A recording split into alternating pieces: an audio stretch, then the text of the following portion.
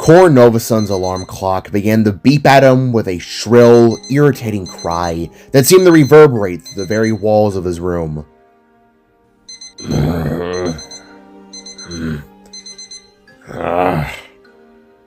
He groaned, the sound of his own voice mingling with the irritating sound. His orange eyes fluttered open, and with a reflexive motion, he reached over and slammed his hand down on the metal wake-up call. The impact produced an audible clang, and the sound ceased, leaving the older Novason brother blinking in the sudden quiet. He stared up at the ceiling, the soft morning light spilling through the blinds and painting golden ribbons across the room. Equations and blueprints littered the walls. It was a chaotic tapestry of schematics and notes that indicated the brilliance of his mind. Clothes were scattered about the floor, while a soft, half-made bed pressed against his back, offering the lingering warmth of someone snuggling into his side. Core found his girlfriend, Sika, practically attached to him, snoring away in a deep, rhythmic slumber. The two of them were barely concealed beneath a snow-white blanket. They were both shirtless, clad only in ragged, crinkled underwear that served as makeshift pajamas. It had been a rather pleasant weekend, Core recalled, as he brushed his left hand against Sika's cherry-freckled face. To his touch, the Sparkette with antler-like horns opened her bright strawberry-colored eyes and grinned, her buck-toothed smile flashing in the dim light. In response, Core couldn't help but grin back, feeling his own face flush with a shy warmth. Well, good morning to you, Grumbles, Sika greeted, leaning in the Core's much larger palm. Good morning, my dear. You ready to start the day? She furrowed her brow, pressing herself even more against him, and nuzzled her head underneath his. No, not really. Can we stay like this a bit longer? You're so warm and... She asked in a dazed, sleepy voice, dragging a finger across Core's chest. This caused Core to roll his pumpkin-shaded eyes. Hey now, no need for any funny business. It's time to get up, let's go. Core replied with a kiss to Sika's head, before beginning to crawl out of bed.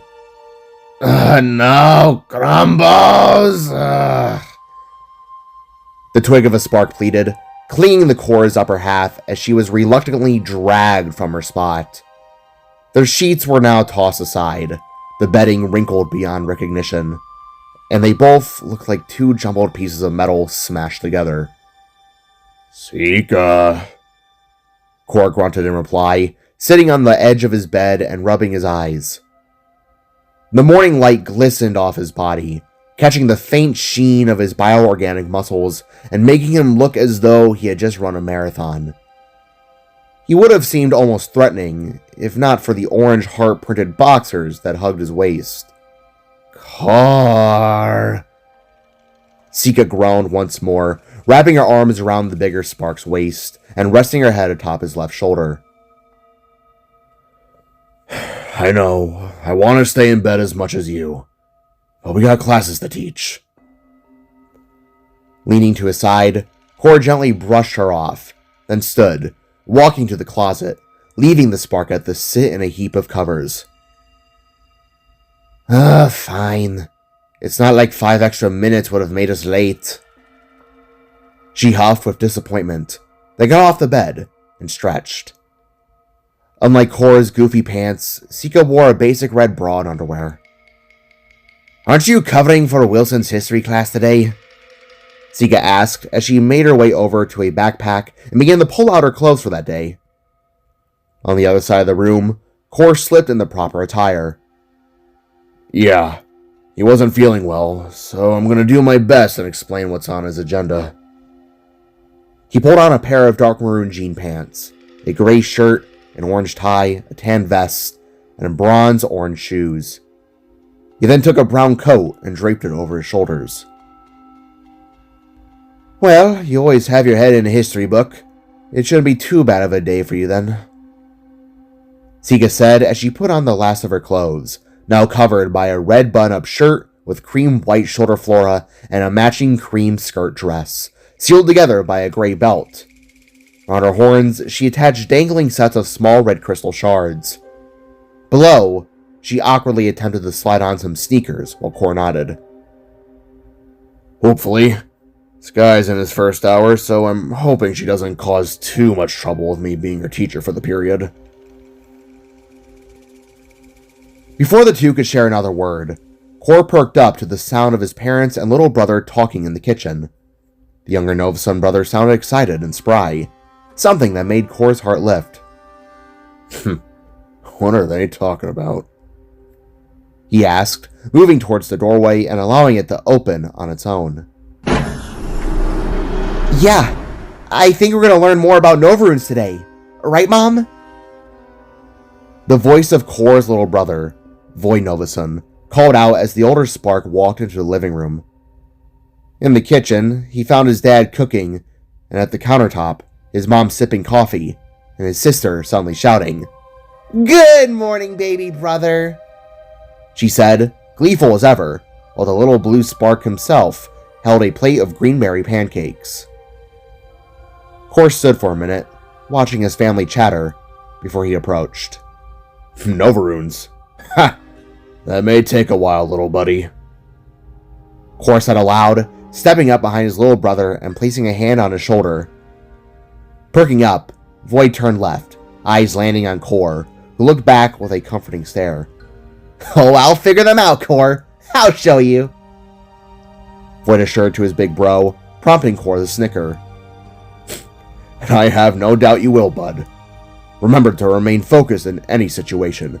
Keep a clear mind and you'll get it with ease. The older Novason brother replied, watching Void stuff his face full of pancakes. Just make sure not to kick Mom's butt too hard, you hear? Sky asked, raising her peppermint green-skinned fist for a bump. No promises. Void snarkily replied, returning his sister's gesture. What's with all the butt talk out here? Sika asked as she stumbled out of Cora's room, awkwardly trying to get on her sneaker. Nothing, love. Just giving my little brother some advice. Cora replied. Sika then suddenly stumbled forwards and fell. Whoa! She exclaimed, landing right in the Cora's arms. Phew! Thanks. The Sparkette thanked, planting a quick kiss on Cora's cheek. Hi, Sika. Void greeted, finishing his pancakes. The reindeer-looking Sparkette turned and gave a little finger wave. Hi, Void. Kicking butts today? She asked, trying not to laugh. Yup! He sharply exclaimed, getting Cor's mom, Celeste, to turn in her seat. Hey, don't underestimate your elders. I can still hold my own, little man. She boasted with a playful punch to the air. Elder? Mom, you're only 5,000 years old. Void laughed out, causing Celeste to roll her eyes, turn, and groan in her seat. Don't remind me, sweetheart, she muttered, chugging the last of her coffee. 5,000 and still looking amazing. Cor's father, Nova, said, making his wife roll her eyes again and blush. Oh, you. Celeste gushed, as the sound of a bus pulling into the Novason's front balcony drifted in. The bus was attached to an auto-changing subway rail that zipped around the city freely, a sleek, humming capsule of glass and steel. Well, that's our transit. We still doing takeout dinner in the night? Cor asked, his voice bright as he, Sky, and Sika made their way to the front door, finger gun motions punctuating each step. Yep, have a good day, you three, Nova called over his shoulder while wiping down some dishes. Thanks, but we're the teachers. I'd rather you pray, Cor called back as he exited. Oh, come on, Grumbles. The kids aren't all bad. Sika tried to reason, prompting Cor to roll his eyes. Yeah, some of us are even worse, Sky declared with a devious laugh. Yeah. Love you guys. See you soon. Cor finished with one last look over his shoulder, giving an added wave. Love you, honey, Celeste replied, watching as her eldest son, middle child, and hopeful daughter-in-law boarded the transit and disappeared into the vast, beautiful city beyond.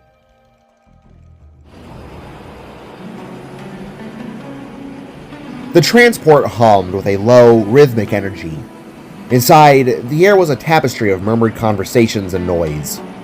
Kor, Sky, and Sika found a clear spot, raising their hands almost in unison to take hold of the dangling stabilizers that swayed gently above their heads. Their hands closed firmly around the cool, grooved handles as they began the move.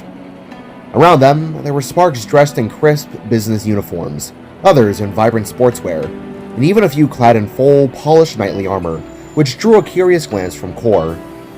He couldn't blame them, in all honesty. Armor the likes of that, all gleaming plates and articulated joints, would make walking a hassle for anyone. "Do kids actually annoy you?" Sika asked, her voice cutting through the noise, her gaze fixed upon Kor. Kor's grip tightened slightly on the stabilizer as he considered the question. "No. Yes. Kind of," he admitted, his teacher's mindset warring with his inherent patience. "As a science teacher, I just worry a lot. You have those that care about the subject, and then those that don't and act a bit reckless. Sort of like..." He trailed off. "Those like me, the unpredictable type," Sky exclaimed, seizing the unspoken comparison with glee before punching Kor playfully in the side of the leg. "Hey, watch it," he boasted as he nudged her back with his foot. Sky cackled at his expense, her laughter a bright, sharp sound in the bus. "Oh, come on, Kor. You know you like my nonsense. Boop," she said, reaching up and poking his cheek. Sika watched the exchange, a warm smile gracing her features as she rolled her eyes fondly towards the bickering siblings. Yeah, Kor added, the faintest hint of a smile betraying his gruff tone. Looking out the window, Kor watched as the sprawling cityscape began to slow. Their vehicle came to a smooth, silent stop within a busy sector, the epicenter of the morning rush. Through the polished glass, he saw the shifting skyscrapers that realigned themselves with a low hum high above their heads, the normal vehicles parking below, lush green and yellow trees swaying in the gentle breeze. A symphony of engines roared from other vehicles zipping on by on parallel routes, and below it all, a river of tons of school kids made their way to class. With a hydraulic shift and a soft slide, the bus doors opened wide, forming a gaping maw that allowed the crowd to pour into the busy streets. The scene was a frenzy. School buses were traversing on by. Cross guards that stood in bright neon sashes blew whistles and waved their hands. Tons of little sparks either slogged their way forward or cheerfully bounded towards the school day ahead. Stepping out onto the platform, Kor and Sika fell on the steps side by side, instinctively navigating the current of people. Sky was already trailing on ahead, weaving through the crowd with a sense of recklessness. "Keep up, lovebirds!" she called over her shoulder. The tease made them smile and shake their heads in unison. They fell into a comfortable pace, taking in the warm morning vibes. It felt like a perfect day, a beautiful start to the week, a sign that today was going to be a good one. Although, as they walked, Kor and Sika's eyes were drawn to the horizon, to the faint but unmistakable sight of storm clouds gathering in the distance. They reached a stoplight, halting as the flow of traffic whizzed past above them. "Hey, this may be an awkward question," Sika began, her voice softening slightly. "On the topic of children, have you ever thought about having kids?" Kor eyed her, a bit surprised by the sudden ask. A slow grin spread across his face. "We'll discuss that after we put a ring on it," he answered, his tone light but his meaning clear. The light above them flashed green. For a moment, they remained still. "Well, when will that happen?" Sika playfully asked as she raised her left hand forwards, elegantly eyeing her bare fingers. Kor's grin softened into a more sincere, slightly apologetic smile as they began the cross. "I would love to now, but money is tight on my end, unfortunately." When the time comes, I promise to give you a wedding worth the wait," he assured her, his voice dropping gently. The promise made Sika blush. She gave a happy little wiggle of her antler-shaped horns. "And wait I will," she replied, her voice full of affection. Turning the corner, the teaching duo began to make their way forwards, the cacophony of the main street fading into a more subdued area. They entered the school's outer front grounds, a wide plaza of polished stone. Sky had long since vanished, absorbed by a group of chattering friends. The school building itself was a marvel of architecture. It was large and designed in a great, sweeping wave-like shape that culminated in the formation of a massive spark crest at its apex. Lush trees as well as a blooming garden bed stretched alongside several winding paths, each one lined with glowing stones in the shape of constellations, all of them leading up to the grand front steps and into the building's doors. As the two reached the halfway mark of the main path, they both stopped almost in unison and turned their heads to the right. There, on a bench nestled beside a particularly gnarled and ancient-looking tree, was one of their fellow teachers. He was journaling with intense focus, occasionally peering over his glasses to examine a peculiar insect crawling on the bark.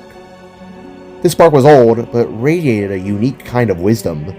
His head was a cold gray shade, like weathered stone, with only two long, downwards bending horns on the sides of his head that framed a face etched with a lifetime of smiles, curiosity, as well as many battles.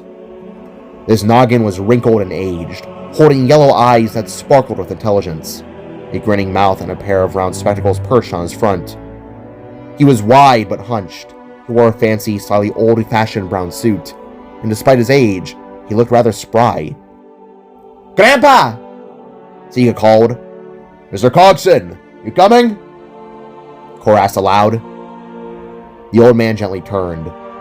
With a faint, practiced flick of his wrist, he summoned a yellow glowing cane formed from pure spark essence, which solidified in his grip with a soft hum. "Ah, well, if it isn't Mr. and Mrs. Makeout 24/7. He called, his voice a raspy chuckle, while he stuffed his journal away into a pocket within his coat. He hobbled over to them, using the cane for support. Good morning to you as well, sir," Cor said, chuckling at the old man's tease. "Still doing your insect research?" he asked. "As always, dear boy, as always," the old-timer replied with a cheery attitude, using his free hand to gesture wildly. "These little critters have been my yearly study, the evolution of their species. I tell you, boy, it's quite the examination. Their social structures, their metamorphic properties. It's a fascinating." As the three of them began to walk side by side, their pace automatically slowed to a gentle stride to ensure their older companion didn't lag behind. Reaching out instinctively, Sika entangled her arm around her grandfather's, lending him her strength and balance to help him stay upright in their stride, for he appeared to quickly lose breath. "Thank you, dear," he said, patting her hand gratefully. He caught his breath and looked between them, his yellow eyes twinkling. "How goes both your classes?" he now inquired, as they all began the slow ascent up the wide school steps. "Oh, just lovely," Sika exclaimed, her own energy bubbling over. "Oh, my little ones are learning how to play the flute. To others it may be an ear terror, but for me, it's the early signs of incredible performance." She gave a small, happy skip as she said it, making Cor and Mr. Cogson nod in shared amusement. Me and my students are just learning basic potion mixtures. Nothing crazy or special," Cor said, before a spark of his own passion ignited within his eyes.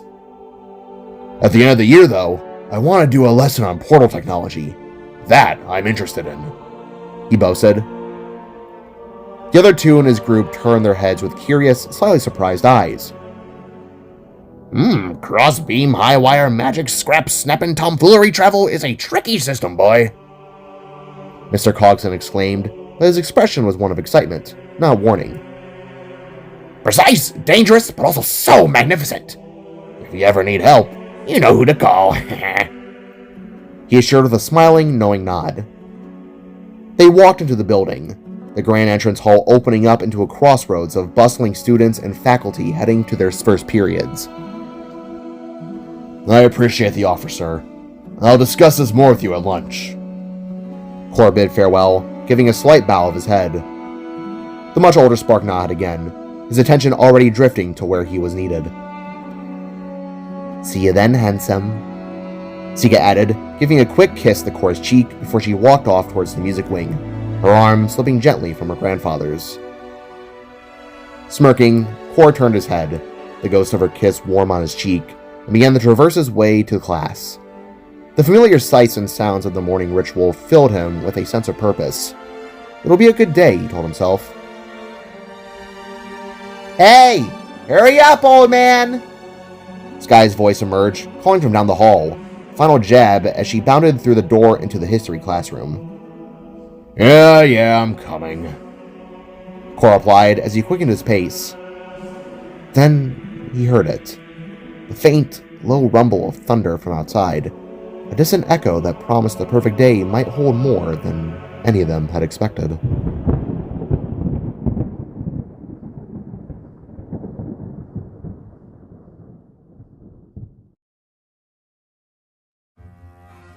Good morning, class. Happy day today, happy day, Cor announced, his voice bright and inviting to the teenagers before him. He stood atop an elevated stage that acted as his teaching ground. A desk stood behind him. Behind that, a massive chalkboard. His eyes swept across the room, taking in the students settled in elevated desks that went up and behind one another. A half-awake chorus of, "Good morning," rippled through the room. A few students lifted their hands in lazy acknowledgement. Others merely blinked, still half asleep. Cor stepped forward, his footfalls echoing in the vastness of the room. He took a long, good look at it. There were no windows. Instead, there were large wooden pillars and red chiseled designs. There were many old-looking bookshelves lined along the walls, curving upwards to the roof. Behind the students, tons of historical statues stood with glowing runes etched into their bodies. It was really a large lecture hall compared to the other classrooms. Alrighty, everyone, Cor continued, turning slightly to face the massive chalkboard behind him. Unfortunately, your regular instructor couldn't make it today, so I'll be your guide for the day. You may refer to me as Mr. Novison. With a flick of his wrist, a piece of white chalk leapt from inside his coat sleeve and into his palm, and then danced across the board, spelling out Mr. Novison in bold spark text. Some students exchanged glances. A girl in the second row whispered, "Wait, isn't that Sky's brother?" Cor turned back, a smirk tugging at the corner of his lips. Some of you might recognize me from 4B Science, and I can already see the question forming in your minds. Why in the blazes is a science teacher conducting history? He chuckled, the sound warm, almost melodic. It may come as a surprise, but I myself am quite knowledgeable on many aspects of our time spent in this universe. So, if you have any questions, real ones, please raise your hands. Hands shot up straight. Cor scanned the room and pointed to a lanky boy in the back. Yes, you, he asked calmly. "Hi, sir," the student began, voice tinged with awe. "Isn't your mom the Iron Maiden?" A beat of silence passed over the room. Then, "Heck yeah, she's our mom!" Sky jolted to her feet, one foot planted firmly on her desk, the other still in her seat. Her smile was wide and sharp. "The coolest and baddest spark in all of Salvaheim! She's a legend! You've all heard her stories! Single-handedly held back the Obsidian Surge at the Battle of Hollow Spire, broke an Abyss Warden's spine with her bare hands! She's—" Sky, Cor interrupted, raising a single hand like a stop signal. His tone was firm but fond. Sit. Sky snickered, then dropped back into her seat with a dramatic flop. "Fine," she said with a hand wave. Cor exhaled, but a small smile played on his lips. He turned back to the class. Yes, that's correct. My mother is the Iron Maiden, one of the last surviving guardians from the days of old. A warrior, a leader, and yes, a legend, as some of you would put it. He paused, letting the weight of his own blood ties settle. Now, before any of you ask, no, I cannot do a backflip. No, I do not know how to summon a Nova Blade. And no, I do not carry firearms. A collective groan rose from the students. Lame! Sky called out. Core shot her a look. She grinned and zipped her lips. He cleared his throat. Anywho, I see from the notes on the board that you're studying the history of the Sparkborn Pantheon, specifically the Path of Enlightenment. Gotta say, you're smack in the middle of the fun part of the semester. This drew a few chuckles from the room. Then, a tiny purple spark near the front raised a trembling hand. Her egg-shaped horns pulsed with nervous energy. Mr. Novason, I wasn't here the other day. Could you maybe give me a quick rundown of what was discussed last class? Core studied her for a moment, her wide, curious eyes, the way her fingers clutched her history book like it might float away. Then he nodded. Sure, kiddo, he said, looking at the notes from the other day. But he didn't need it. He knew how the story went. He turned to the board, and with swift, confident strokes, he began the sketch. First, a radiant figure, Lady Matira, the first of two sparks, her form glowing with light. Then a shadowy silhouette behind her, Lord Materoth, the second spark, his edges burned with corruption. Between them, a battlefield, littered with broken souls and shattered armor. As you all know, Core began, voice dropping into a storyteller's tone, the Sparkborns were born from the creators of all, the Beyonders, Matira and Materoth. Core stated, using a nearby ruler to point at the chalkboard. Matira, the goddess of light matter, Materoth, the god of dark matter, and their children, mixtures between both.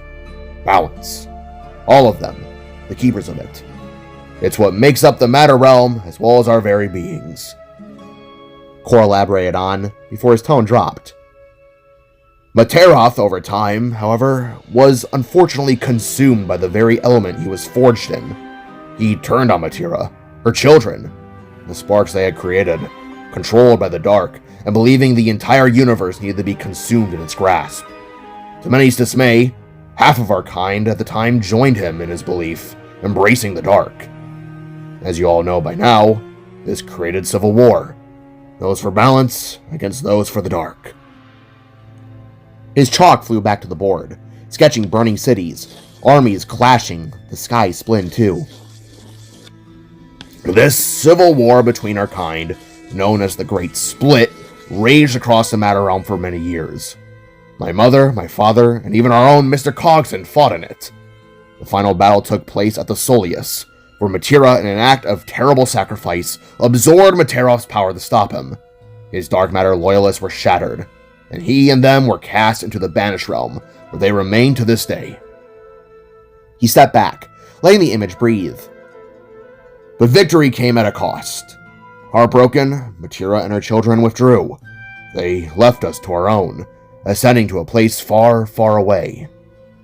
He turned, his gaze sweeping the room like a searchlight.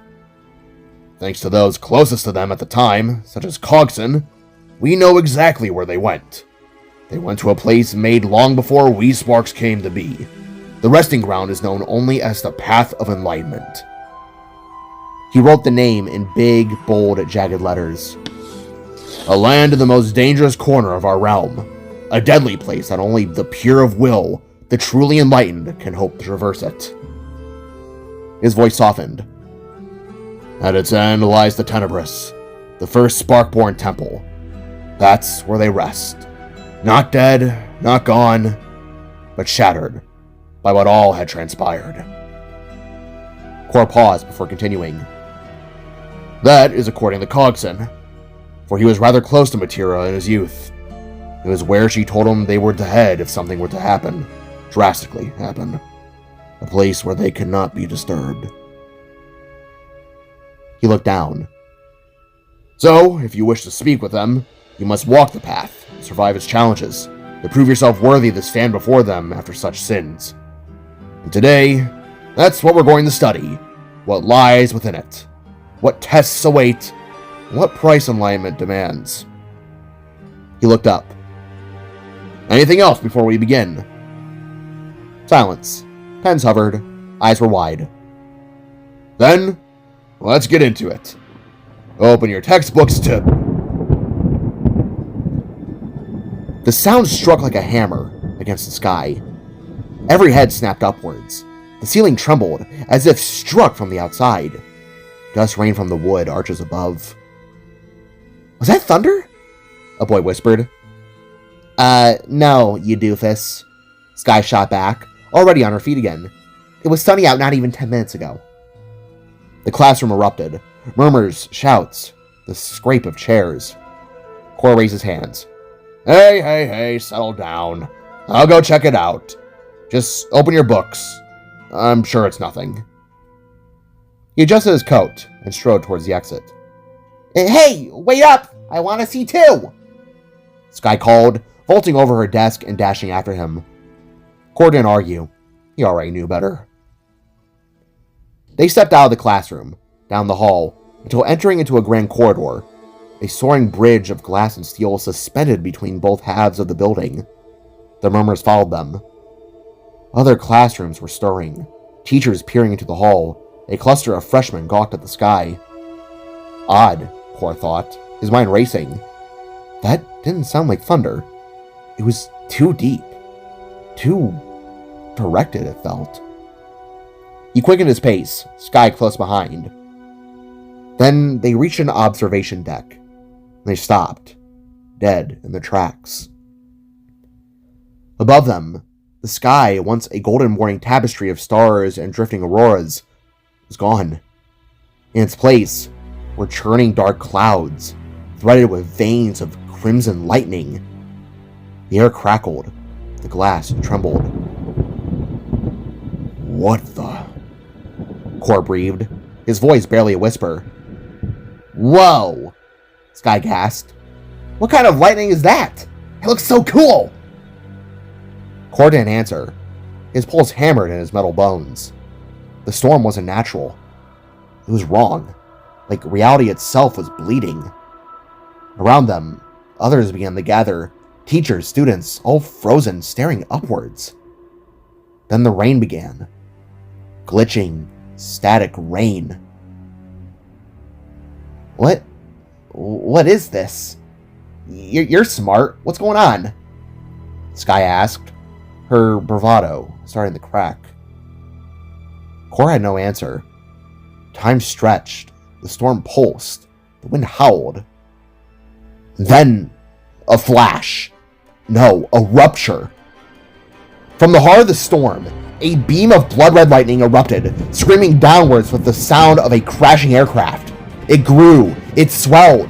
Aimed. For them. Cor spun. Sky, get down! The beam struck. A thunderclap. A cosmic detonation ripped through the air. Light consumed everything. Glass shattered. Metal screamed. Sparks cried out as one. Then darkness. Silence.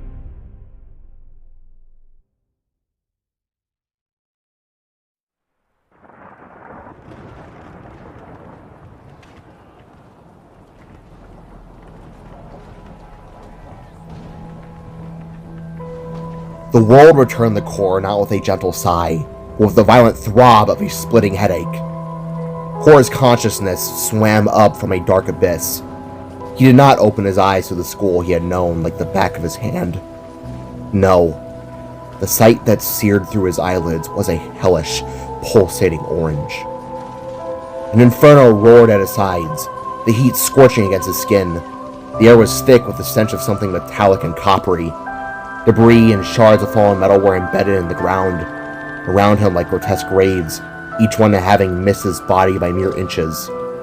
A layer of glass shards, pulverized concrete, and ash coated him, clinging to his now stained and bloodied vest and coat.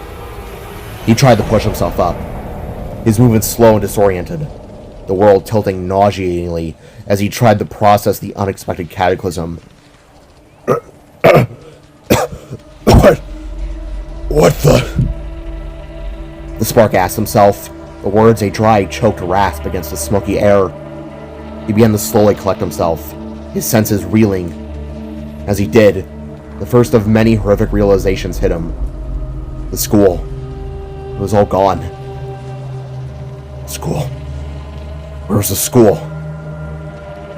Cor rapidly questioned within the confines of his mind as he shakily, painfully pushed himself on the two wobbly legs. To his mounting shock and dawning horror, the spark quickly came to realize that he was still in the school. Or rather, he stood amidst its corpse. The ceiling was gone, replaced by that sickening orange haze. The walls disintegrated. All was gone. What happened? What happened? Cor continued to ask as he tried to wave a hand through the choking smoke. That frantic, disoriented mindset was instantly washed away by another, more bone-chilling thought. It cut through the pain and the confusion like a sharp blade. Sky! Sky! He stated her name aloud, and the sound was thick with dread.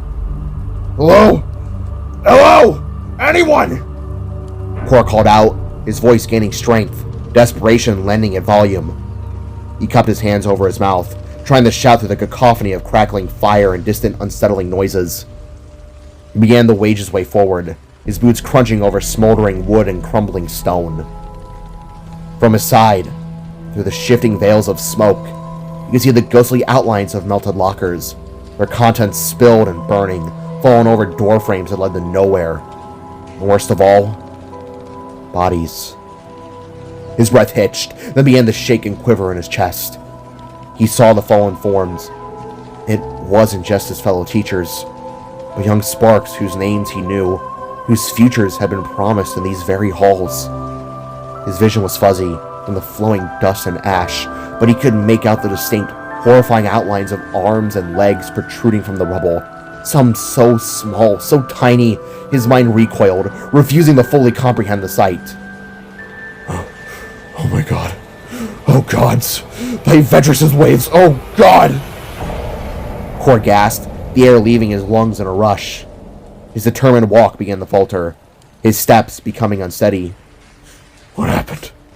What the shades just... Ow. Ow, ow, ow, ow. A little voice, faint but unmistakable, suddenly pierced the oppressive gloom. It came from a pile of fallen debris to his left.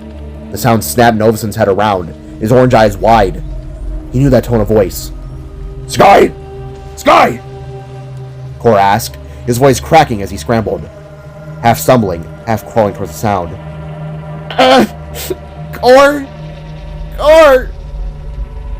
Young Spark replied back. Cor quickly found her, his little sister trapped under a large, heavy pillar, her small form pinned face first into the rubble. Sky! Cor bellowed, his voice a mixture of relief and horrified anguish. He didn't think, didn't hesitate. Reaching down, his muscles straining against a surge of adrenaline-fueled strength, he gripped the massive pillar. With a guttural roar that tore from his throat, he heaved it off her. He dropped to his knees, pulling the trapped girl free. Sky! It's me! I'm here! Are you okay? Cor assured, his words tumbling out in a frantic rush as he helped the young Sparkette to her wobbly feet, supporting her weight. Yeah. I feel like $1,000,000. He could feel her trembling. An unexpected sight from her, but Cor couldn't blame her in this moment. I'm here. Don't worry. Cor spoke, his voice softening as he comforted his sister, now nerve-wracked form. He held her tight. I've got you, and... His words died in his throat as he looked on ahead, past her, scanning the ruins. His heart, moments ago relieved, finding her, now sank like a stone in the depths of his stomach. Sky was the only student that he could see, let alone hear. The others, they were gone. What happened? By Dorfian's spear, what happened? Sky questioned, her wide, terrified eyes reflecting the flames. A haunting look crossed her face. Then, as if in answer to her plea, blurry shapes began to hustle past them, like phantoms materializing from the flames. Other teachers, a handful of students, injured survivors, all were rushing, stumbling, desperate to flee the advancing fire. There weren't many, a small number, but one thing was present on all their ash-streaked faces. Pure fear. Cord! A familiar, beloved voice called out from the chaotic backdrop. Noison, dear boy! Exclaimed another, older, more weary voice. The sound snapped the orange-eyed spark out of his daze. Sika? Mr. Coxon? He asked, his voice rising with a fragile hope as he watched the shambling forms of his girlfriend and fellow teacher emerge from the choking darkness. They were alive, but in terrible state. Filthy, bleeding, their clothes torn. Sika! Cor exclaimed, the word a sob of relief as the two embraced, clinging to each other as the world burned around them. For a single fleeting second, there was an anchor in the madness. Guard! Sky! What? Sika began to ask, her voice trembling, when a new sound eclipsed all the others. It was deafening. The sizzling crackle of blasters firing, the distinctive hum and slash of Nova Blades meeting resistance. Beneath it all, a terrible, wet sound of metal tearing and flesh dripping. Then came the screams. Not cries of pain or fear, but horrible, gut-wrenching shrieks of finality. Alongside them were the roars. Monstrous, guttural bellows that seemed to vibrate through the very ground they stood on, freezing them all in place, looking around in shared shock. What's going on? Sika inquired, her whisper tense and frayed, as if the universe itself decided to answer. A sudden gust of wind swept through the ruins, pulling back the curtains of dust and debris for a terrifying moment, revealing the true extent of the horror. Salvaheim itself was burning around them. Dear Rhodos, Cogson whispered, the words a prayer and a curse. Then they all saw them. Monsters of horrifying, impossible variety. Some were tall and sharp, their bodies made of crystal and vibrant colors, with burning glowing eyes that held no light, only a predatory hunger. They moved with grating, unnatural grace, gnashing razor-sharp teeth and slashing with bladed claws. They were everywhere, and a group of them was heading right for their small cluster. A look of panic and utter dread washed over them all, except for Mr. Cogson. The old-timer held his ground, his face not frozen in fear, but set in a grim, hardened scowl. His eyes held a haunting, terrible gaze of familiarity. Whoa! What the heck are those things? Sky boasted, her voice trembling, even as she summoned her Nova runes. They all began to step back in sheer terror. As if on some twisted cue, several Guardian Knights rushed in from the fog, their polished armor reflecting the firelight as they bravely engaged the monsters. get out of here, now! One cried, his voice strained. Yet before the small group could even process the command, fate demonstrated its cruelty. The knight who had spoken was suddenly pounced upon by a new horror, a green, four-legged beast that seemed to be crafted from jagged, glitching crystal. It moved with impossible speed, and its jaws, lined with dagger shards, snagged the knight by the helmet. Knowing full well what was about to happen, Cor and the others turned themselves away, except for Sky, who watched with horror. A sickening pop and tear of metal, followed by ripping flesh, and a short-lived wailing scream rang out. Run! Run now! Cogson shouted, his voice cracking with urgency, then made room for no argument. They all turned as one and began to sprint in the opposite direction, away from the beast. Despite his age, Cogson kept pace, pushing the limits his old gears could manage, his breath coming in ragged gasps. That night, he... Sky stuttered with dread, needing to vocalize the horror they had all just witnessed. But Cor didn't know how to respond. Everywhere he looked was a state of carnage. Sparks were running, screaming, their forms silhouetted against the flames, fearing for their lives from this utterly unexpected apocalyptic attack. Was this happening everywhere? Cor asked internally. The thought of cord gripped around his soul chamber. Looking up, past the immediate chaos, he could now see the entire sky was burning with a strange crackling static, dark clouds, and insistent red lightning. Skyscrapers were collapsed in the distance, like fallen titans, and as he watched, even more lightning struck the ground. What's happening? Sika asked again, her question a tense whisper, snatched by the wind. Then a large, fat, and bulbous crystal purple monster with jagged wings swooped down from the sky with a shriek. It snagged a fleeing spark in its claws before anyone could even think to help, could even scream. The victim was taken up into the air, their fading cries never to be heard again. I don't know! Cor boasted back with a shout, his fear turning into a raw, desperate tone. His point was punctuated by a massive explosion as a tanker truck full of gasoline was casually tossed aside by an even larger monster, a giant crystal brute that stood tall, wielding a sword and a shield made from the same alien material. Matira's grace! Mr. Cogson gasped, stumbling, his hand going to his chest as if he might have a heart attack.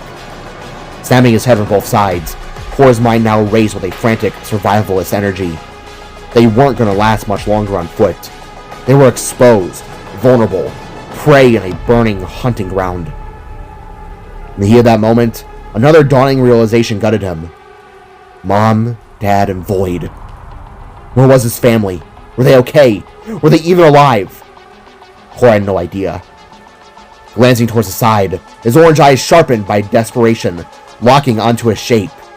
A school bus. A normal one. Its engine was still rattling with its doors wide open. It was a hefty vehicle, bulky with big tires, but it was strong enough to provide a shell of protection, especially for a group such as his. It was their only chance. Bus!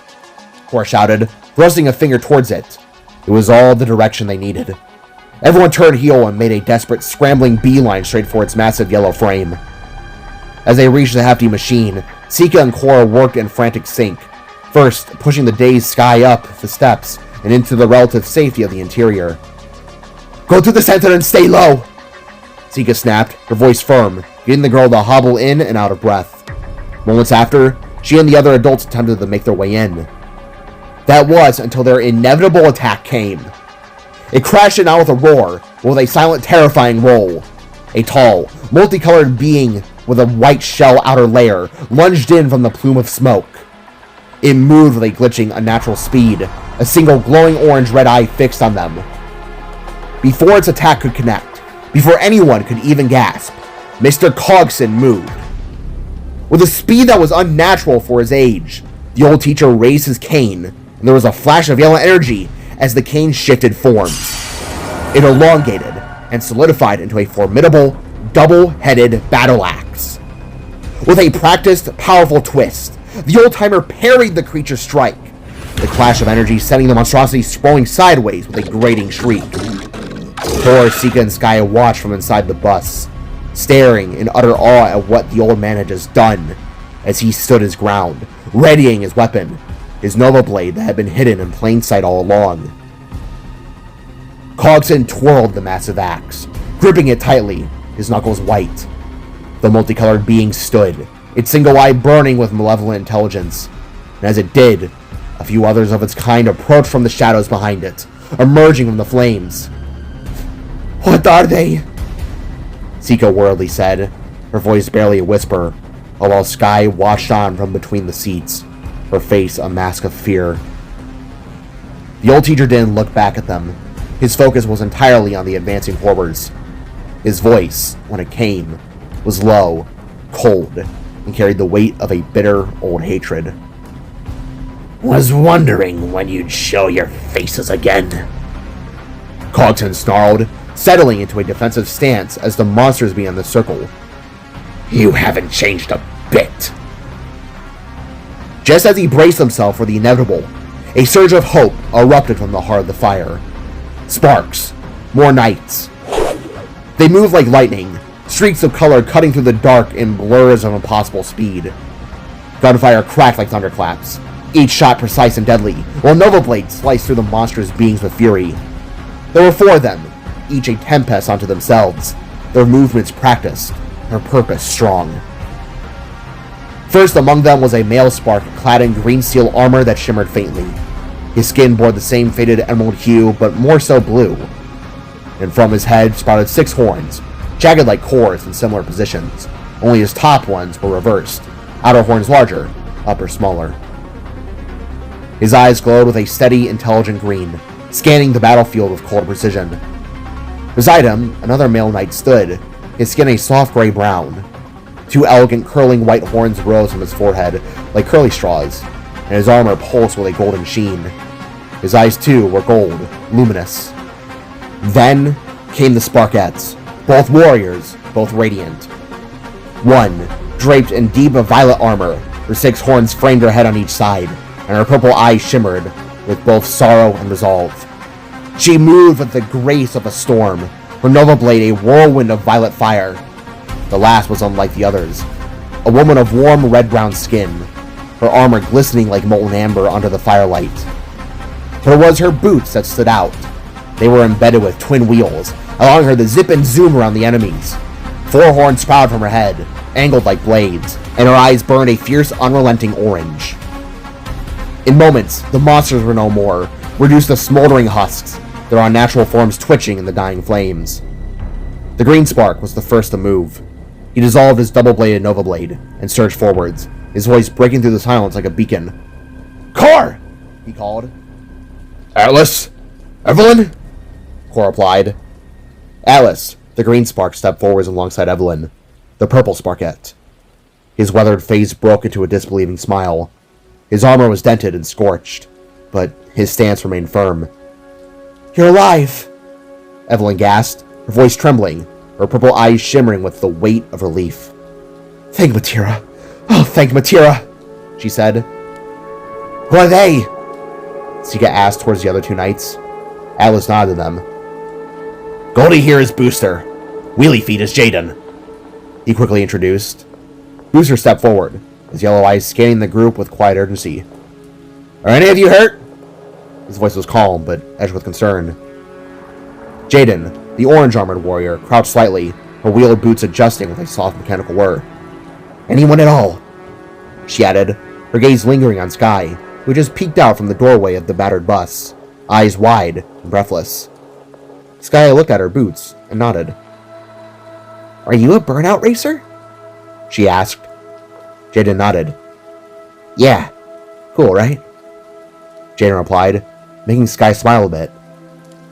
Yeah, the girl replied. Cogswell exhaled, leaning heavily on his weapon that now reverted back into a cane. "Looks like you made it just in time, fellas," he muttered, voice rough with exhaustion. "Not sure if I would have been able to handle them myself." Sky burst fully from the bus, her voice shrill with panic once again. "What the heck is happening?" she cried, her hands flailing. The knights exchanged silent glances. Then Atlas turned to the bus, tone softening. "We don't know. Cor, Sky, your father is safe at the castle. We also heard word that your mother and brother are on their way there too." A beat of silence. Then Booster stepped forward, his gaze darting to the darkness beyond the road. "We don't know what these things are," he said, voice tight. "But they'll be back and soon. We should get moving," he reasoned. "The bus is sturdy," Evelyn said, placing a hand on the vehicle's scorched side.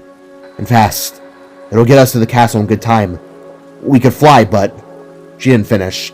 A sudden guttural screech tore through the air.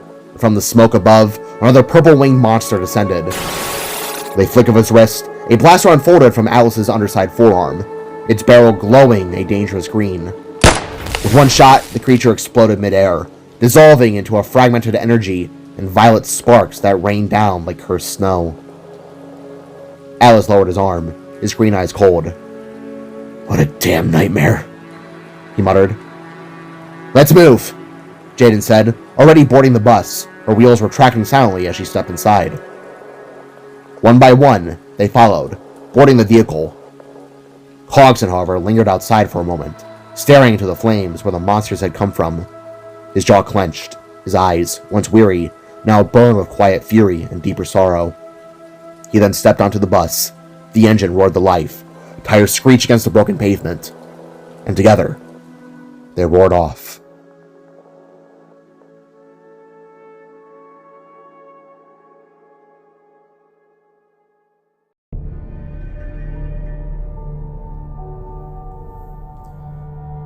The silence inside the bus was heavy, punctuated only by the roar of the engine and the churn of debris under its tires.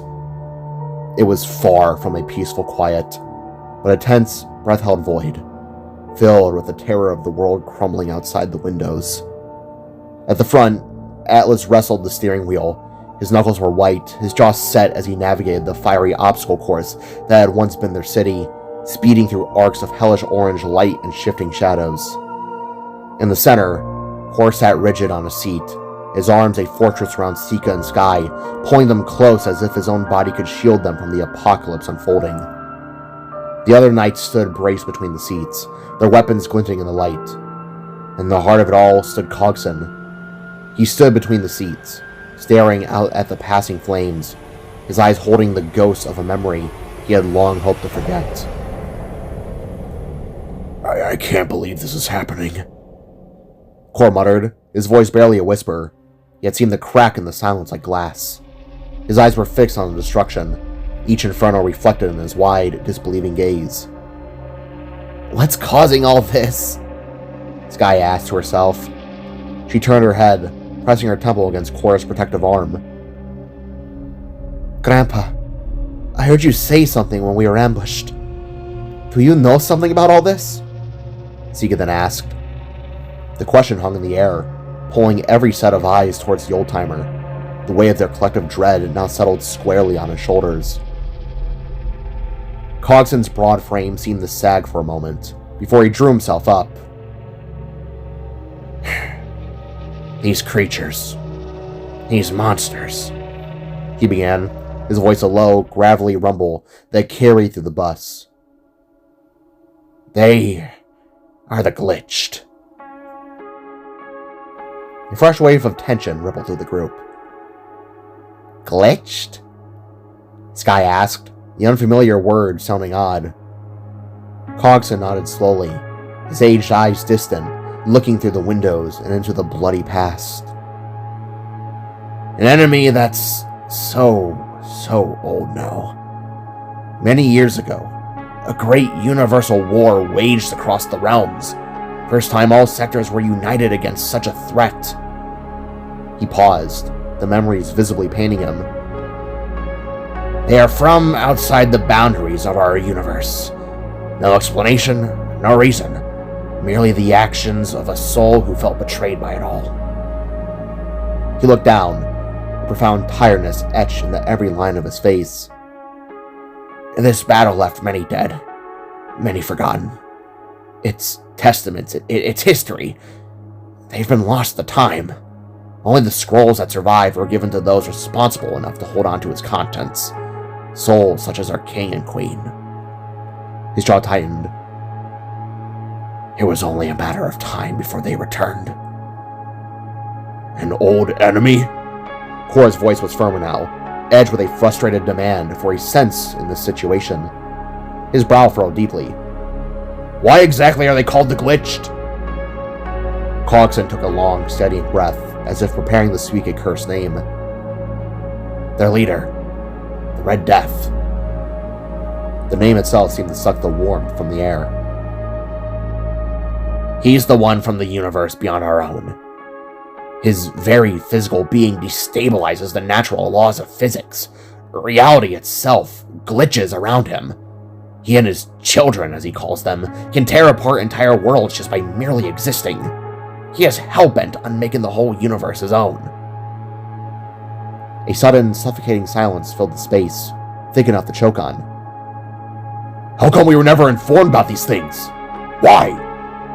Kor demanded, the protective anger in his voice now directed at the old-timer, at the secrets that had left them vulnerable. Cogson hung his head low again, the weight of command and regret bowing his neck. "Orders, son. To quell fear, and to keep such a threat close to those knowledgeable of dealing with it. I really wish I knew for certain." He lifted his gaze, finding Kor's. "But what matters now is getting to the castle. I'm sure there's already a plan being put into place to stop this." He mentioned it with a hope that he clearly didn't fully feel, and the group was left to linger in a moment of fear and confusion. "You think Mom, Dad, and Void are okay?" Sky asked, her voice so gentle it made Kor's heart clench. She was staring out at the incomprehensible destruction, seeing her home, her world in every flame. Cor looked at her, his own fear momentarily eclipsed by the need to be her anchor. He sighed, the sound heavy, and squeezed her hand. "I'm sure they are," he said, the word layered with a hope that battled the uncertainty beneath. "Whoa!" Alice suddenly shouted. He slammed on the brakes, and the bus lurched violently, throwing everyone forward against the restraints. A chorus of grunts and shocked cries filled the air. "What's up, boss?" Jaden called out, weapons snapping up as she and the others strained to see ahead. Before them, the road was utterly obliterated. A massive heap of destruction, a fallen building, lay across their path like a tombstone for the city. But it was not just the blockage that held their attention. Highlighted in the twin beams of the bus's headlights was a solitary figure, a Sparkette. She was huddled over something in the rubble, a splash of colors in the hues of fire, dust, and ash. Her skin was a soft pink, with 3 purple horns, 1 on her forehead and 2 protruding from the sides of her head. Her outfit was torn, a sad remnant of whites and purples, and atop her head, sitting absurdly pristine amidst the ruin, was a green flower crown. "Ah, crap, we got a survivor," Alice declared, already unstrapping himself. He and the other knights moved as one, piling out of the bus with urgency. Cor stood. "Stay here, they may need my help," he commanded, his voice leaving no room for argument as he looked down at Sika and Sky. He then followed the knights into the smoke. "Cor, wait!" Sika called out, but her plea was swallowed by the closing door. They fanned out, approaching the huddled Sparkette cautiously. She was on her hands and knees, her body racked with silent, shuddering sobs. "Ma'am, you okay?" Booster asked, his voice loud in the unnerving quiet of the blockage. The Sparkette turned slowly to face them. Her irises, one a vibrant magenta, the other an empty, chilling white, were wide with trauma. Her lips quivered, and as she moved, they all saw what she was presiding over, what her body had been trying to protect. It was a spark, a male one. His vibrant colors faded to a cold, lifeless gray, his features scarred and mangled beyond all recognition. "Oh no," Evelyn muttered, the words a soft exhale of horror. Cor slowly approached, his own dread momentarily forgotten. He knelt in the dust beside her, the stone grinding beneath his knees. They locked eyes, her mismatched gaze filled with a bottomless agony. Wordlessly, remorsefully, Cor placed a steadying hand upon a trembling shoulder. "Are you okay?" he asked, the question feeling hollow and inadequate. The Sparkette just shook her head shakily, her face contorting into a twisted mess of utter sorrow. A low, broken whimper escaped her lips. No words, only pain. Before another move could be made, the familiar, chilling shrieks echoed from around the flames. The glitch were closing in. Cor and the rest snapped their heads up, weapons rising. Atlas cocked his blaster. "We gotta go! Come on, lady!" he shouted, his voice strained with panic. He reached down, his grip firm, and yanked the stunned Sparkette to her feet. She gasped, the movement jolting her from her stupor, and then she cried out, a raw, audible sound of pure anguish, reaching a desperate hand back towards her fallen friend, ally, whoever they were. "Atlas!" Cor questioned, torn between morality and action.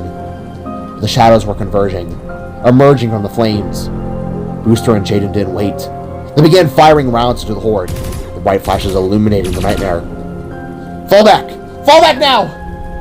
Jaden yelled. They retreated in a controlled chaos, half dragging, half carrying the wailing Sparkette, who fought them every step, her cries heartbreaking. She screamed, not wanting to leave her fellow Spark's side. They clambered back into the bus, shoving the distraught woman inside. Atlas practically fell into the driver's seat, slamming the vehicle into reverse. The pink spark was placed on the seat opposite the Sika and Sky, where she crumpled, continuing to heave great sobs that shook her skinny frame. Sika reached out instinctively, placing a gentle hand on the stranger's arm, whispering shaky words of comfort that were lost in the chaos. As the monstrous forms lunged from the flames towards their vehicle, Atlas swore, wrenching the vehicle. The bus tire screeched, spinning them around in a cloud of dust and smoke before lurching sidewards, carving a new, desperate path down a different, darker road, leaving the unnamed spark and their route behind.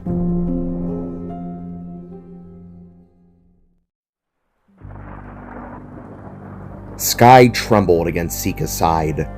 Her voice, when it came, was thin and frayed at the edges. Gone was her rambunctious attitude, fully faded, with fear taking its place.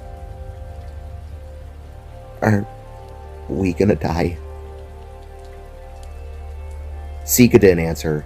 She only pulled the green sparkette closer, wrapping an arm tightly around her, her jaw clenched, her eyes scanning the devastation outside. In the front, Kor sat rigid beside Atlas, both of them staring forwards at the ruined road ahead, their faces empty and hollow. The engine groaned, flickers of light spat from the wheels, but they still drove. Get to the castle, they repeated inside. Just gotta get to the castle. Atlas reached into his armor, his metal fingers brushing cold steel and warm leather before pulling out a crumpled pack of cigarettes. He lit one with a flick of a Nova rune, an orange spark dancing briefly in the dim light before dying into a steady glow. "Hey," he said, voice soft, almost nostalgic. "Remember when we were kids? When we used to pretend to save the day? When we battled imaginary monsters on the playground?"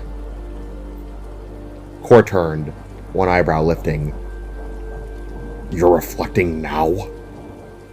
His gaze flicked to the rearview mirror, where the others resided. Alice exhaled a slow plume of smoke. "No, just... I always imagined experiencing something like those old playdates when I went off to training. I thought it'd be glorious, brave.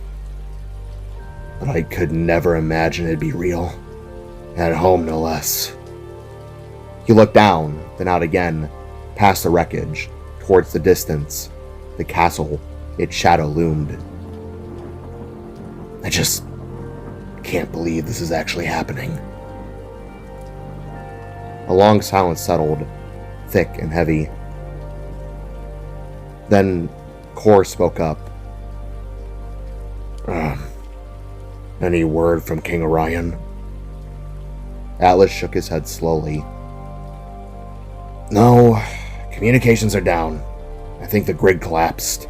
There's no signals, no satellites, no emergency beacons, it's just been silence. It's so eerie," Alice said, looking on. So eerie." The other said nothing. Even the wind and flame seemed to pause. They drove on, the wreckage folding around them like a growing tomb. Then at last, the castle came into full view.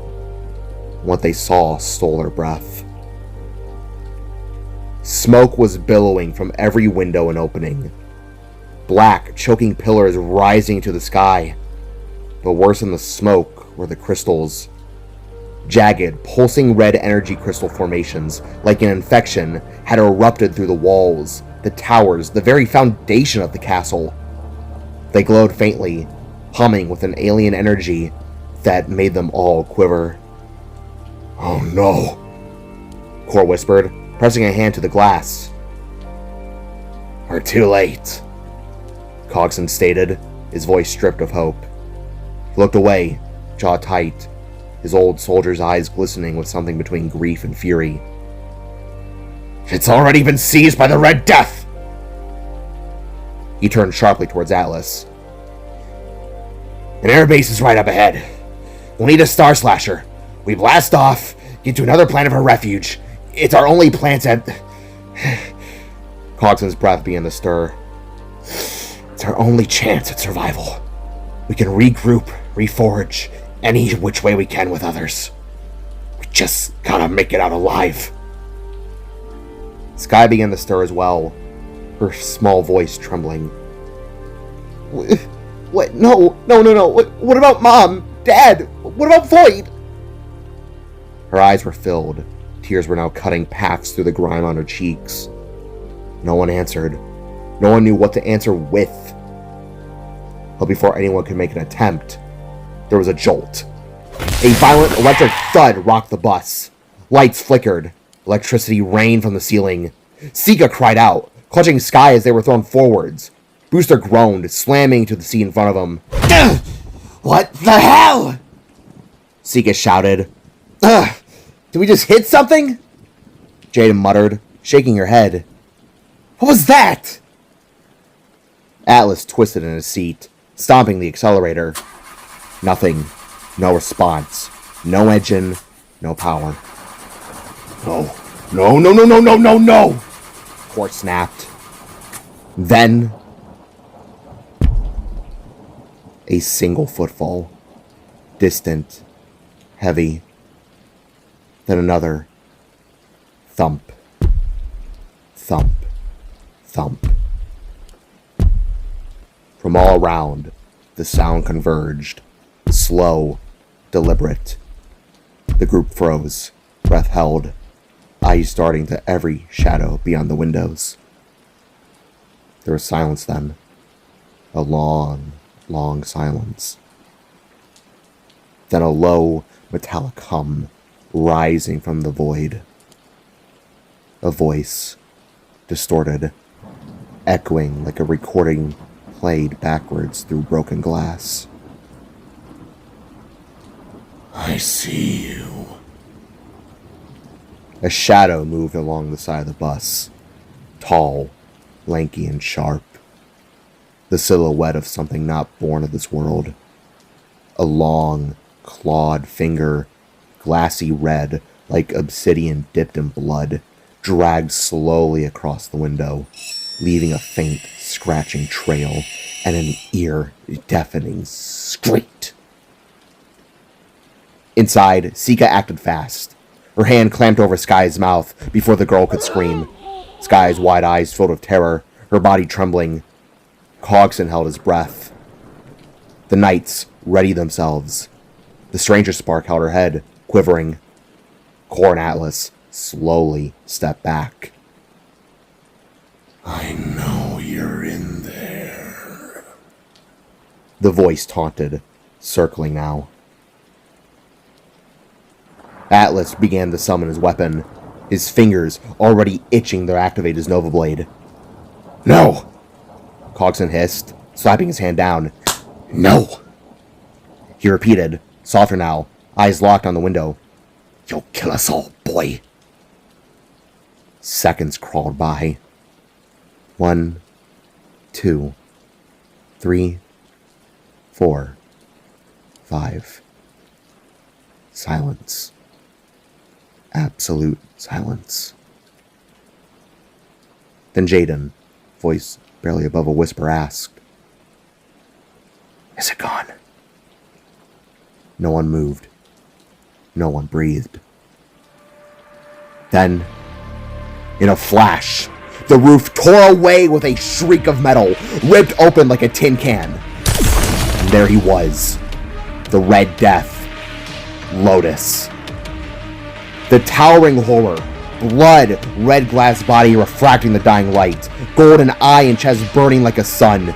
His cube-shaped head tilted, limbs reaching, ending in jagged, clawed 3 fingers.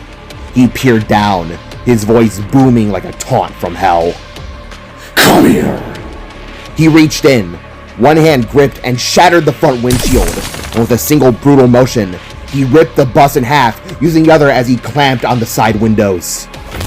The survivors were flung into the open, crashing onto the cracked, burnt pavement, dazed and bleeding, scrambling. Atlas was the first up. Open fire! He roared, unloading his blaster. Jaden followed, boots igniting as she spun in the motion. Booster rose behind her, a rocket launcher unloading from his backplate. But the monster laughed, a sound like shattering glass and roaring fire. And with a single swing of its arm, he slammed Atlas, Jaden, and Booster aside, like ragdolls. Metal screeched as they were thrown into the wreckage. Atlas! Evelyn shrieked, shoving Cogson aside and drawing her own weapon. She threw rune after rune, flames of purple energy striking the monster. But Lotus didn't flinch.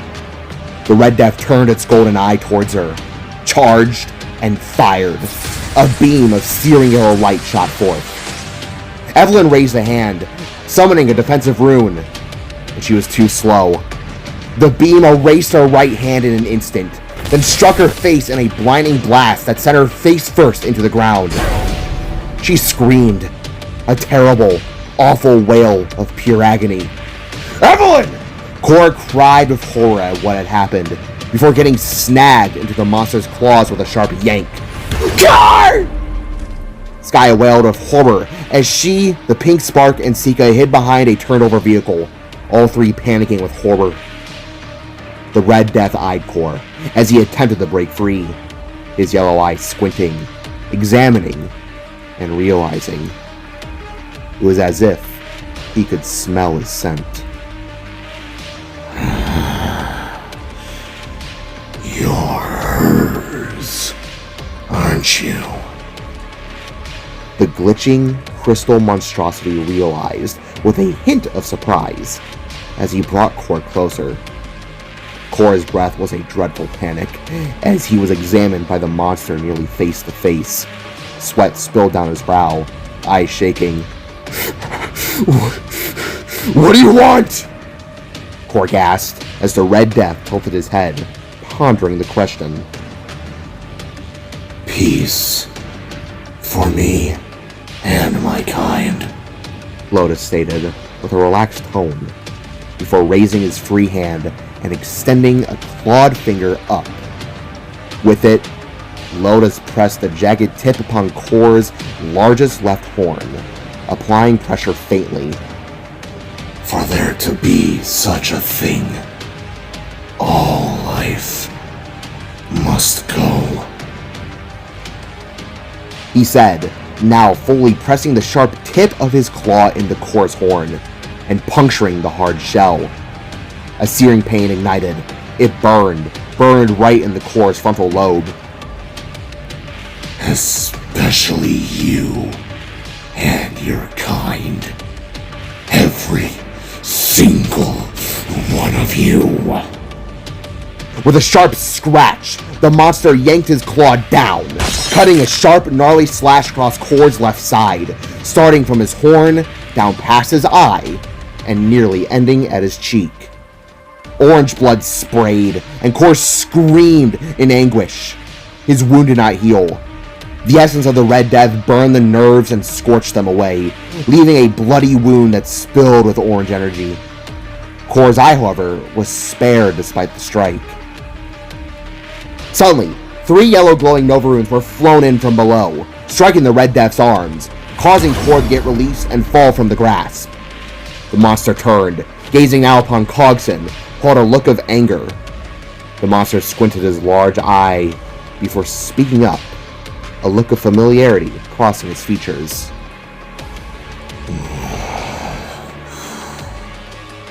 I remember you. The demon grunted, before turning and marching with sharp, heavy steps towards the old spark. Cogson snarled, standing his ground with a defiance that would make anyone stutter.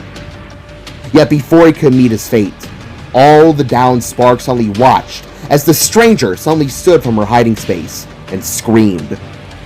Throwing her arm out, she summoned not a Nova rune nor a Nova blade, but a Nova whip, a beautiful magenta lasso that shot forth and violently slashed itself across the monster's eye in a blindsided attack that caught him off guard.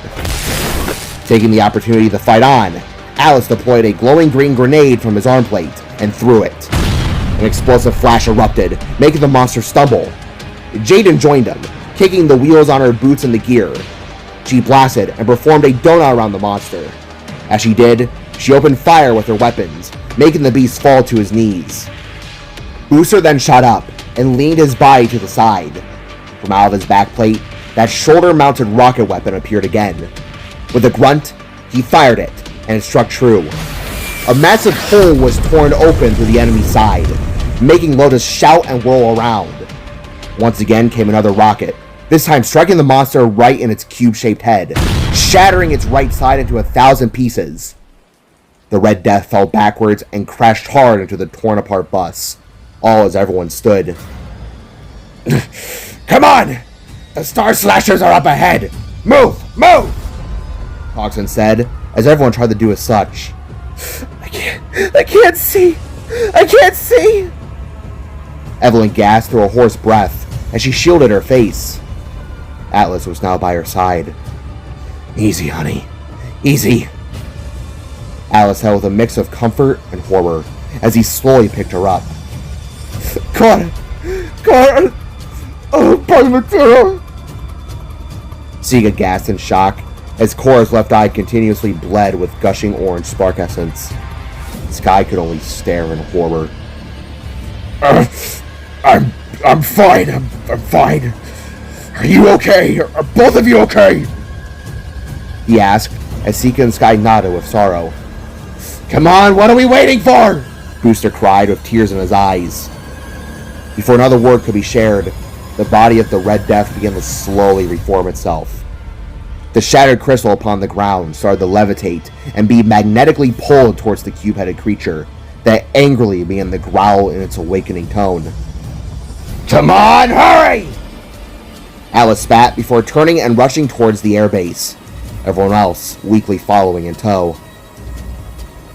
Before long, a massive craft emerged from the smoke.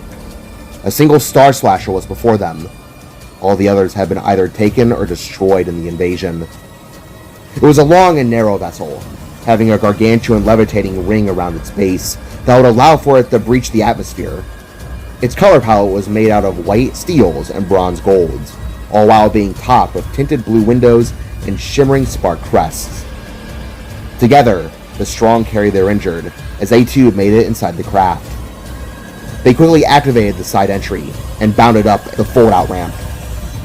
Lotus was now kneeling, face reforming piece by piece, his eye returning and beaming with hate. As the door sealed shut, Booster and Jaden, in a panicked silence, ran to the front of this machine and began to pilot it. Rest easy, love. I'm here. We're getting out of here. Alice assured as he rested Evelyn on the passenger seats along the wall. Evelyn, her face, it was burnt and charred. Her skin was torn and blistered. Her eyes were watering with glossy stares. I can't see. I'm not healing. Why am I not healing? She cried over and over, while Sika and Sky sat and began to cry. Cogson looked out of breath, resting against the wall, while Cor weakly sat down as well beside Sika and Sky, clutching his face. Come on! Booster gruffed as they hit liftoff and began to rise high into the sky. Slowly, Lotus began to limp his way towards the craft, approaching from the front window view. From behind him, two other figures emerged. That of Solidius, burning with electricity, and Fracture, ripping a spark in half and throwing him aside, all three of them gazing at the slasher. Shaking in horror, Cor looked from the approaching threat, then out a side window, and took in the sight of Salvaheim.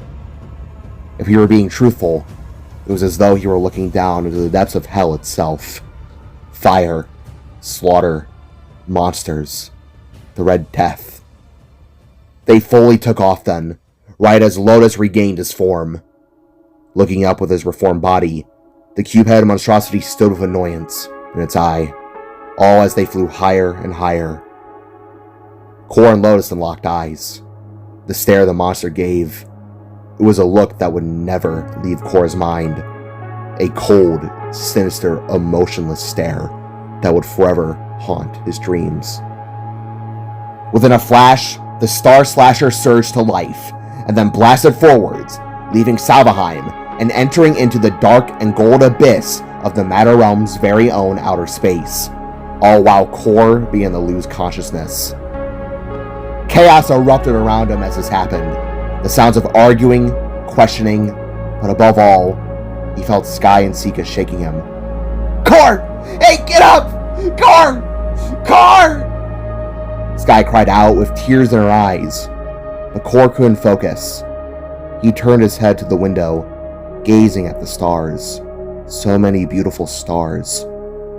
all until he closed his eyes and passed out.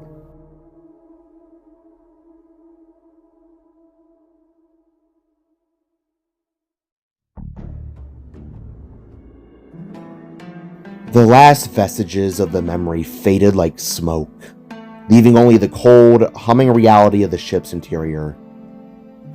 Kor's eyes fluttered open, the ghost of a younger Sky still echoing in his mind, only to be replaced by the present-day version of herself. Kor? Kor. Hey, get up, you big dummy. Her tone was the same, a familiar, snippy attitude, but the voice was different, deeper, weathered. He blinked slowly, the vast tapestry of the stars outside the window swimming in the focus. He was in the same spot beside the same window, but life had spun forward over a decade. His gaze lifted and found her, Sky. But the small, determined kid from Salvaheim was gone. In her place stood a Sparkette forged in both hardship and loss. She was the spitting image of their mother, the only differences being her peppermint green skin, large matching emerald eyes, and a tooth gap.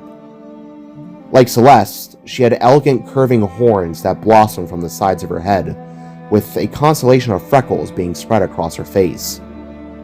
She was taller now, her frame layered with the solid muscle of a warrior, a strong Sparkette that made his chest swell with pride that was both fierce and aching. Her attire was a stark declaration of how far they had fallen from their home. This was not the casual wear from years past. This was the armor of a scavenger, a survivor. Makeshift steel plates, pitted and scarred, were lashed together with a base of dark and light emerald designs, accented with gray and metallic silver. She wore a chest plate, bearing a double-painted white streak down its right side and the number 88 on the left breastplate. A belt clenched her waist, having a silver Sparkcrest emblem centered in the middle, holding it all together. Below it hung a segmented skirt of overlapping dark gray pelts, layered over a lighter, furry material that reached her knees, leaving her powerful legs bare save for the armor. Her arms were similarly exposed, her biceps strong, capped by shoulder guards molded into the shape of spark crests. Her lower legs were protected by jagged emerald green steel with furry trims. Both her arms and leg plates were bound securely with bands of gray and white bandages. Finally, a heavy gray fur-lined cape was thrown back over her shoulders, the pelt of some great beast from a battle she had won long ago.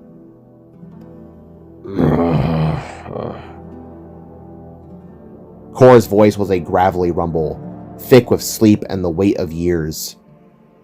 He pushed himself up, the muscle in his back and shoulders shifting like tectonic plates beneath his own armor. A massive hand rose to rub his temple, his fingers brushing against the permanent reminder of their past, the now jagged, light-hued scar that arced across his face. He looked down at himself, taking in his own physique. Kor had bulked to a monstrous extent since the fall. His arms, legs, and chest were huge, fit, healthy, and strong. His attire mirrored Sky's, but it was darker, heavier. The dominant colors were dark grays, browns, and faded purples, all punctuated by steel orange plates. A thick, dark gray fur cape with individual strands spitting at the ends was draped around his right side, tucked into a left breastplate emblazoned with the spark crest in that same orange steel. A wide brown belt with a thick, circular gold buckle etched with their crest clenched his waist.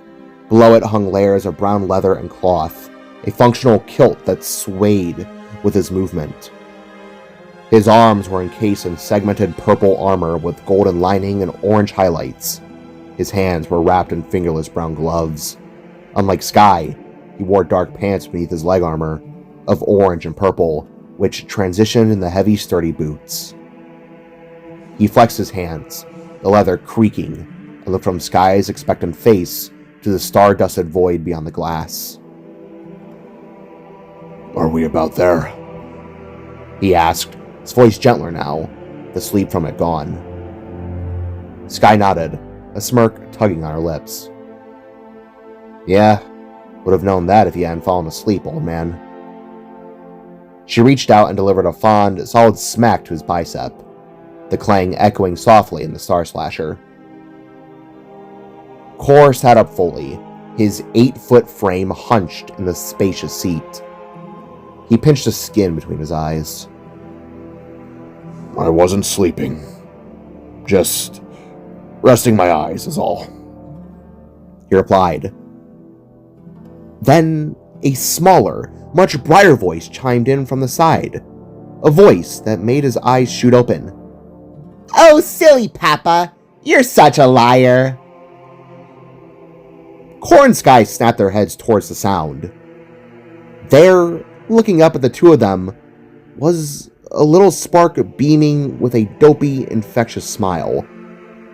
Joby, Kor and Sika's daughter.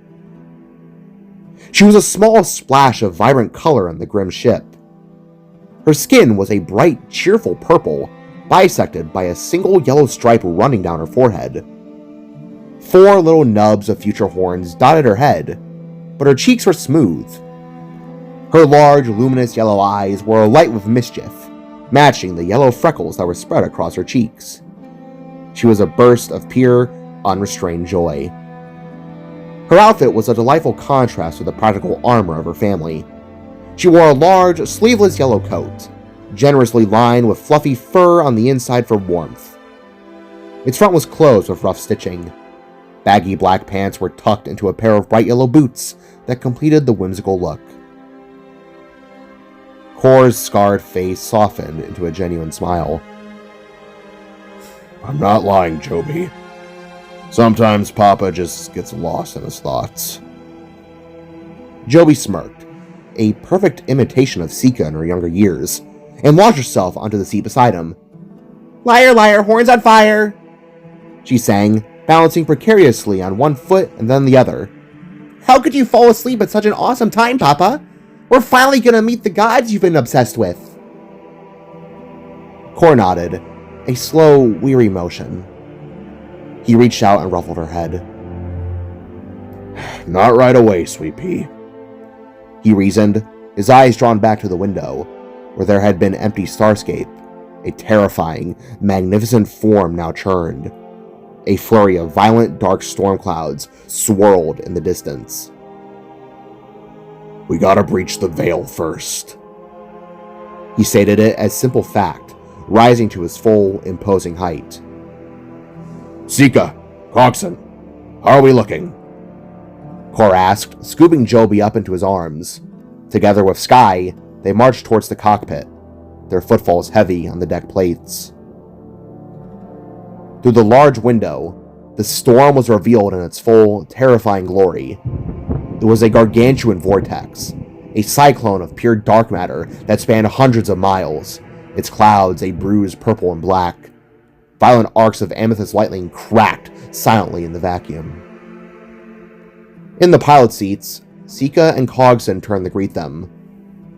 The old-timer looked exactly as he had all those years ago, but he was donned in a new outfit of green and yellow dyed fabrics, a simple top ending with a robed cloak that was held together by a gold belt.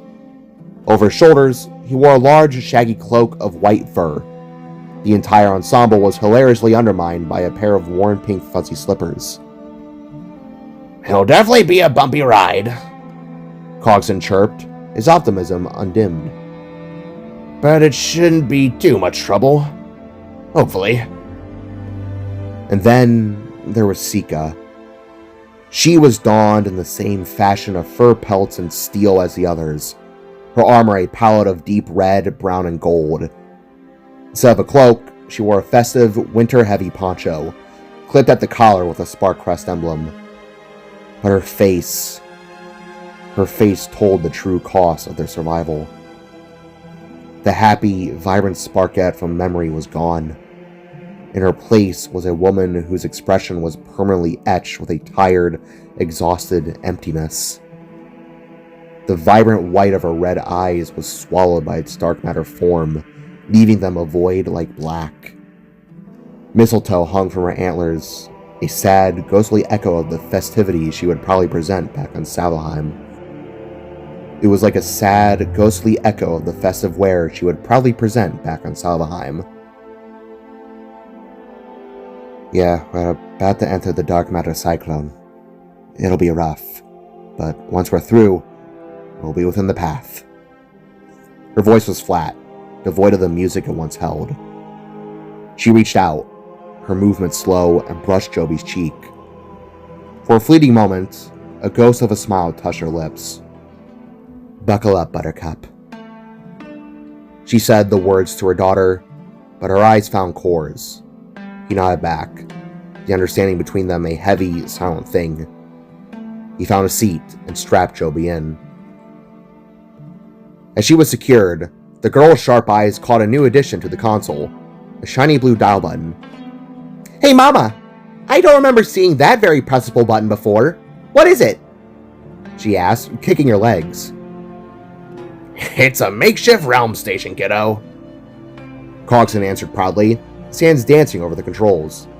I installed it a little while after we salvaged the parts from Salvaheim's ruins.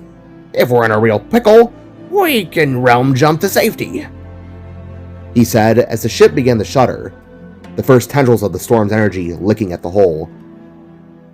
"Speaking of," Sky began, leaning forward against the dashboard. "Are we more she said, pointing her thumb up. "Or are we more she pointed her thumb down. For how safe this passing will be?" she asked.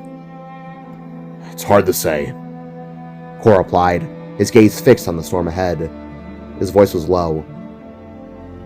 13 years it took to properly locate this place. 13 years since Salvaheim. We get in there, walk the path, find the Sparkborns, and save our race.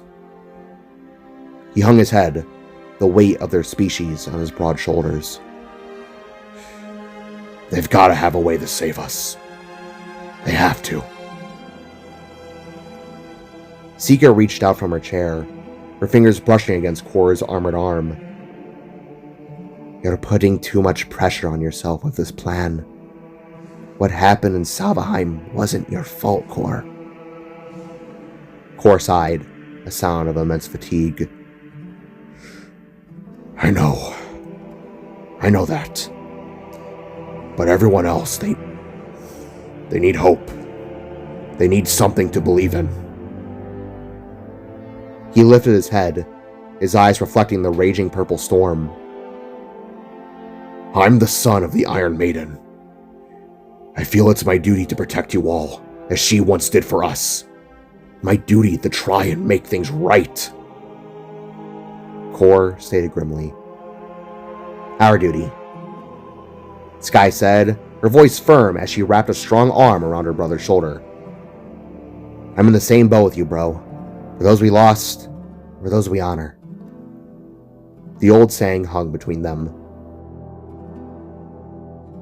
Your mother and father would have been proud of you both, Cogson said softly, his hands tightening on the controls. The Star Slasher trembled violently as it touched the storm's edge.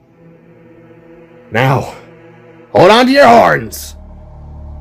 The ship plunged into the lightning, and the world outside vanished into a howling purple chaos. The Star Slasher suddenly lurched violently through the rolling tempest, its hull trembling as the storm's ferocious velocity forced everyone aboard the fight for balance. Sika and Cogson's hands clenched the controls harder. Darkness swallowed the cockpit, broken only by jagged flashes of purple lightning and the sudden form of black rain. Kor and Sky, their knuckles white, held on tight. Reaching out, Kor held Joby by her shoulder for extra support, while Joby simply smiled amidst the turbulence. They all stared into the storm, going deeper and deeper. Silence descended over them all, replaced by anticipation. When suddenly, thud! A loud clang erupted from above, shaking the Star Slasher. Everyone jolted and looked at one another. "The hell is that?" Sky asked. It was then that a presence made itself known. Out from the darkness, a slimy, orange tendril slammed itself against the front window, slapping the glass with a wet, sucking sound. A collective gasp escaped the crew, as in rapid succession, more tendrils erupted, spider-like veins of vicious matter crawling across the windows and over the hull of the ship. The grotesque webbing seemed to pulse, and then tiny, glowing eyeballs flicker within the slime, fixing their unblinking stare on the terrified occupants. Well, that's definitely not good. Joey saw with a smile as panic erupted. What is that? Zika cried as she began to swerve the slasher, trying to shake the monsters. Ew, it's looking at us! Sky cried as she took a step back. Cor could only stare stern-eyed. It's dark matter. We're in a mass collection of it. Things are about to get rough. Cogson said as he began to control the craft as well. They sharply banked left and right, all while the massive goo was slamming into the windows and engulfing the craft. Teeth began to form in the mass, sharp and angular, biting into it. Spark, damn it! Cor cried as he tried to keep Joby secure. Language, Papa. She replied as they all suddenly nosedived. The dark matter didn't give up. It continued to attack and slam into the craft, causing everything to stutter.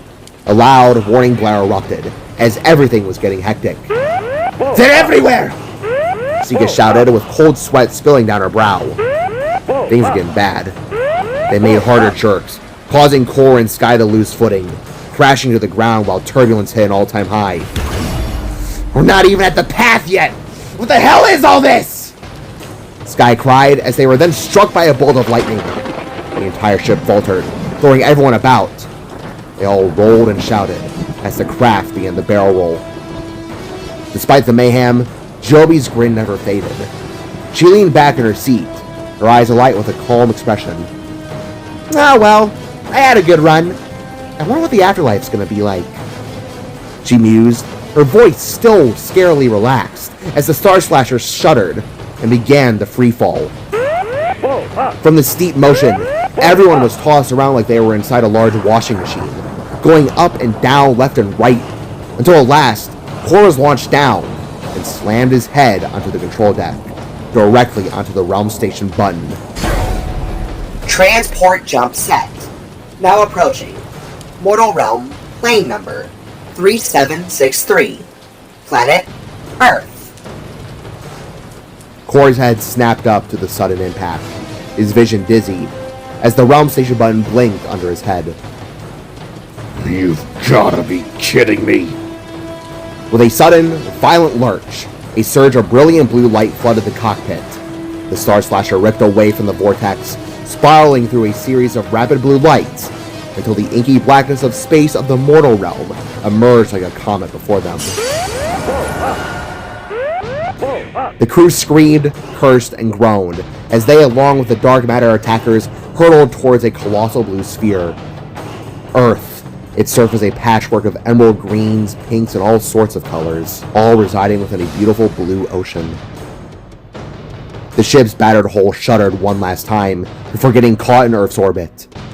They continued to spiral, all screaming, all cursing, Joby laughing, all as the large planet pulled them in, plunging towards the world that would become their next uncertain chapter.